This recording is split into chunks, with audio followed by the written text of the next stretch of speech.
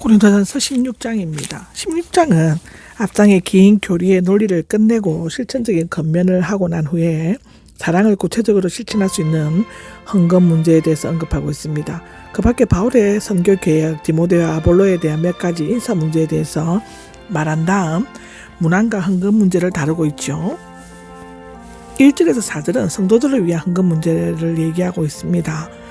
성도들을 위한 헌금에 관해서는 바울은 고린도 교인들에게 박해와 기근을 당하여 어려운 생활을 하고 있는 예루살렘 교인들을 위해 헌금할 것을 호소하고 있는데요. 갈라디아에 있는 교인들은 이 일에 참여하였고 마게도니아 교회들도 자원하여 힘에 넘치도록 헌금하였다라고 고린도후서 8장 9장에는 기록되어져 있습니다. 고린도 교인들은 이 일의 진행에 대해서 문의하였고 바울은 이에 답변하면서 재차 협조를 부탁하고 있습니다. 예루살렘에 있는 가난한 성도들을 위해 이방인 교회에 헌금을 보내는 것은 초대교회의 중요한 행사들 중 하나였습니다. 갈라디아서 2장 10절에 나옵니다. 이것은 영적인 빚을 지은 예루살렘 교회를 위해 물질적으로 봉사하고 이방인 교회의 믿음의 진실성과 실천적인 사랑을 보여준과 동시에 양자간의 친교와 우대를 더욱 견고케 하기 위한 것이었습니다.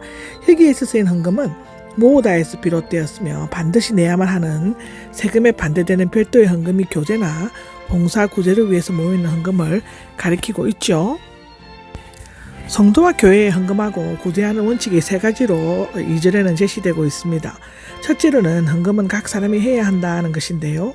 가난한 사람이나 부유한 사람이나 각자의 형편에 따라 헌금을 해야 하는 것은 하나님의 은혜와 사랑이 모든 사람에게 똑같이 미치기 때문입니다. 두 번째로는 헌금은 매주 첫날에 하도록 하는데요. 즉 주님께서 부활하신 주일날 예배를 드리기 위해 모일 때 하도록 지시하고 있습니다. 세 번째는 헌금은 수입에 따라 얼마를 떼어놓아 두었다가 내야 한다는 것인데 헌금을 미리 정성껏 준비하고 갑자기 즉흥적으로 하거나 무리하게 하지 말라는 것입니다. 얼마를 떼어놓아 두어라는 즉 저축하여 예비하라는 것을 때로 급히 설 일이 있다는 이유로 헌금을 못하는 일이 없도록 하기 위함인 것입니다. 또한 그렇게 함으로써 바울이 갔을 때 서둘러 헌금을 하지 않고도 될 수 있는 것입니다. 3절을 보면 여러분이 인정하는 사람 바울이 아닌 고린도 교회가 인정하는 사람이 가져가도록 한 것은 교회 재정을 다루는 데 있어서 의심을 사거나 사도 마음대로 썼다는 오해를 받지 않기 위함이었을 것입니다. 고린도후서 8장 20절에 나오죠. 예나 지금이나 교회에 많은 문제가 동간 연관되어 생겨나는 것은 실로 가슴 아프고 수치스러운 일이 아닐 수 없습니다. 여기 선물은 원래는 친절, 은혜, 호의 등을 의미하지만 즐거움을 주거나 친절하게 베푸는 호의를 나타내는데요. 고린도 교회가 인정한 사람이 가져가는 헌금은 단지 구제금만이 아니라 성도의 친절과 호의, 사랑이 담긴 은혜의 선물이었습니다. 나는 가는 것이 좋다면이 나는데 나도 같이 가는 것이 좋다면 함께 가겠다는 것이 아니라 고린도에 가서 여러 사람과 형편을 고려하여 가는 것이 합당하다고 판단되면 가겠다는 것입니다. 그런 헌금의 중요성을 알고 그 모금과 전달 방법에 세심한 주의를 기울이고 있으며 선교 활동 계획과도 연관시키고 있는데요. 교역자가 교회 재정에 전혀 무관심한 것도 문제지만 지나치게 간섭하거나 직접 연관이 되는 것은 더욱 큰 문제를 일으키는 요인이 될 수 있습니다. 5절에서 12절까지의 기록은 고린도에 가려는 계획을 세우고 있었는데 구체적으로 어떻게 갈 것인가, 어떻게 머물 것인가를 구체적으로 계획성 있게 밝히고 있습니다. 5절을 보면요. 마게도니아를 지나가는 데가 나오는데 원래 바울은 본수를 쓰고 있는 에베소에서 배를 타고 고린도로 갔다가 마게도니아 지방을 방문하고 나서 다시 고린도로 왔다가 예루살렘으로 가는 것이었습니다. 사도행전 19장 고린도후서 1장 보면 그렇습니다. 그러나 바울은 이 계획을 변경하여 마게도니아에서부터 먼저 방문을 하는데 그 이유는 그동안 고린도 교회에서 발생한 부끄러운 일들, 즉 간음, 음행, 우상 숭배 등 때문에 비난을 감수하면서도 가는 것은 늦추고 감정적인 분노를 최대한 자제하려고 했던 것 같다고 고린도후서 2장 13절, 8장 1절에는 기록하고 있죠.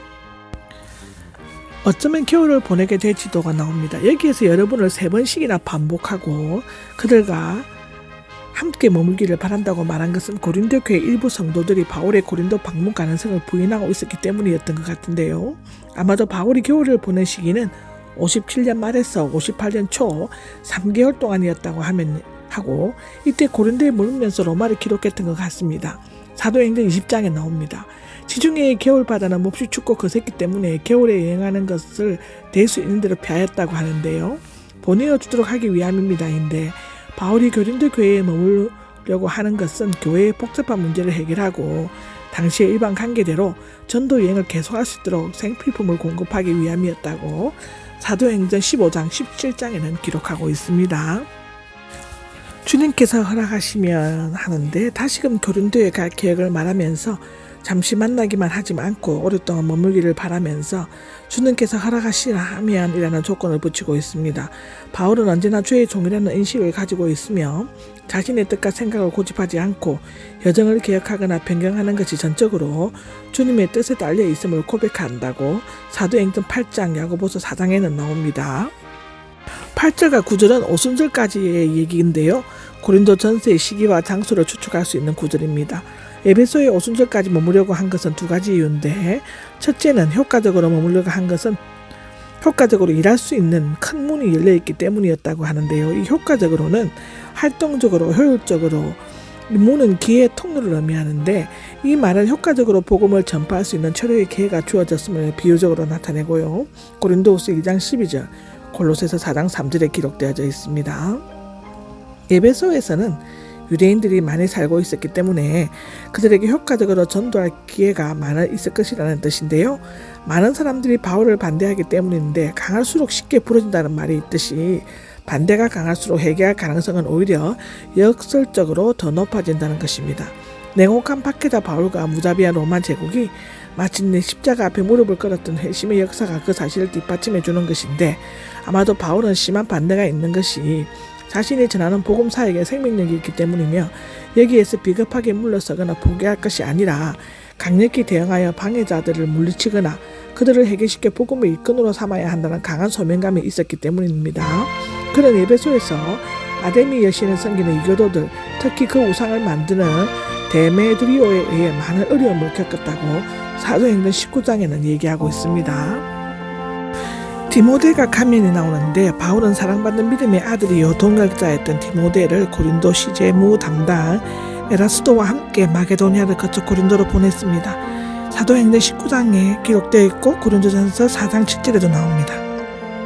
그의 임무는 바울의 방문을 준비하고 고린도 교회에 생긴 분쟁을 해결하는 것이었는데 그런데 디모데가 고린도 교회를 출발하고 난 후 바울의 여행 계획을 바꿨고 단지 편지를 써서 해상으로 전했기 때문에 여러 교회를 거친 디모데보다 먼저 편지가 도착하였습니다. 디모데는 바울이 마게도니아에서 고린도 후서를 기록했을 때도 함께 있었으므로 그때까지도 고린도에 가지 못했던 것 같습니다.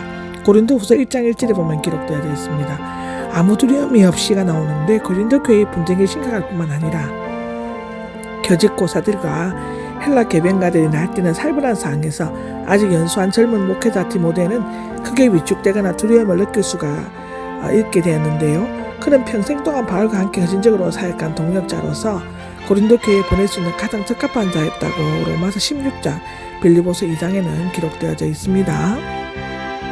업신여기지 마십시오 라고 나오는데요. 아무것도 아닌 것으로 대하거나 고려할 만한 가치가 없는 것으로 여기는 것을 의미하는데 디모데는 겁이 많고 소심하거나 내성적이었기 때문이 아니라 단지 나이가 어리기 때문에 업신여김을 당할 가능성이 있었다고 디모데 전서 4장 12절에는 기록되어져 있습니다. 바울이 디모데를 세심하게 배려하고 깊고 따뜻한 사랑을 엿볼 수 있는데 복음 전하는 자들이 그 누구보다도 존경을 받아야 할 충분한 이유가 있는 것입니다. 그들이 전하는 복음이 위대한 메신지이기 때문인데 형제들과 함께 그를 기다리고 있습니다인데 그가 형제들 아마도 에라스도와 디도가 함께 오기를 기다리고 있다는 것인데요. 디모데가 돌아오기를 기다리는 사람들 스데바나, 버르나도, 아가이고 이것을 번역한 것이 문맥에 더 가깝다고 합니다.